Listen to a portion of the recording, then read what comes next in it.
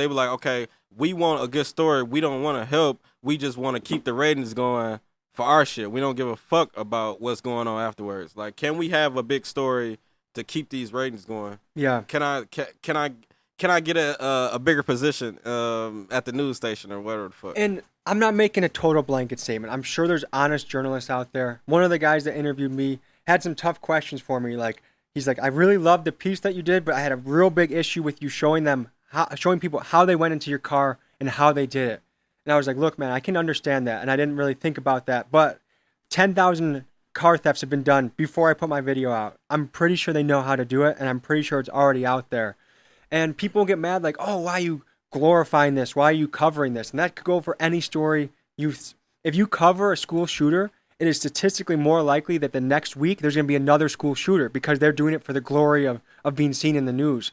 So there is a yin and yang to covering things that maybe is there going to be a kid that starts stealing cars because of my video? I kind of doubt it. I mean, what do you think? Do you really think there's a kid that wasn't close to stealing a car that watched my video and was like, oh, now I'm going to do it? I kind of doubt it, but I mean, what do you think? To be honest, I feel like Milwaukee, if they wanted to steal a car, they already started stealing a car. But in my personal opinion, I feel like it would inspire the people that's not from Milwaukee, that don't know nothing about the Kid Boys, that can learn something that they'd never even seen before. Like, that's the only thing I feel like out of towners can learn from the video, but not Milwaukee. Our teens are putting other city teens onto new stuff, new ways to cause trouble. I got DMs from Minneapolis, Columbus, Ohio, Miami, like all these different places. Like, we're the real Kia Boys. We'll show you some real shit. And it's like, oh man, did I create a little bit of a monster here? You know? Yeah, that's crazy, man. Hell yeah, but shit. Where was you at when you did the documentary? Like, what street? For the people on the block, I don't know if that's a good idea. The thing is, if you watch the video closely, you can figure it out. Okay. But 53209, I'll say the zip code. Okay, bet. At least they gonna know what area to go to. Yeah. Hell yeah. And like you said in the documentary, like, it was really like, I think it blew up so hard because, like, of course we see the videos of 414 Hype House. They post a lot of videos of the Kia Boys, like, you know, riding through the schools and doing all crazy type of crazy shit. Like, even stealing a car outside the church. I seen that like way before the documentary came out. Yeah.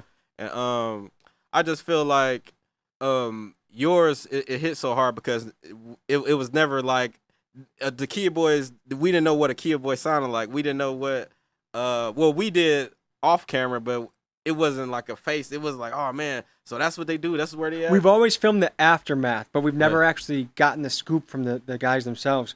And I think that kid, Mr. E-Brake, was the perfect kid for the video because that dude is a character. He's funny. He's smart. He's got savvy. Like, I'm keeping in touch with him, and I hope that he can be a character in other videos. Yeah. I think he's on house arrest right now because otherwise he would be coming with me to a beekeeper on Monday. I want him surrounded by 50,000 bees and interview the beekeeper, interview him. But he's a kid that certainly has potential, and I just think that the $1 billion question is, how do you take kids that are in those formative years of middle school and high school, and how do you steer them to a path that they could not just benefit themselves but society? Because if you look at him, he has a lot of things on paper. You're like, if he just pushed that into another direction, he's kind of he's down to take risks. Yeah. Perfect for real estate. He wants to do HVAC.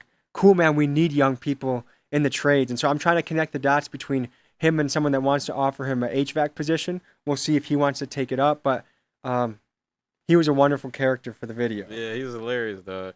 Yeah, but like a lot of like bullshit like that occurred. And MPD, they had issued a release statement saying that the guy in the video was from the documentary. Yeah. And then when we posted it, it wasn't the same guy. Like, but why would you think the Milwaukee Police Department will release a statement saying that they got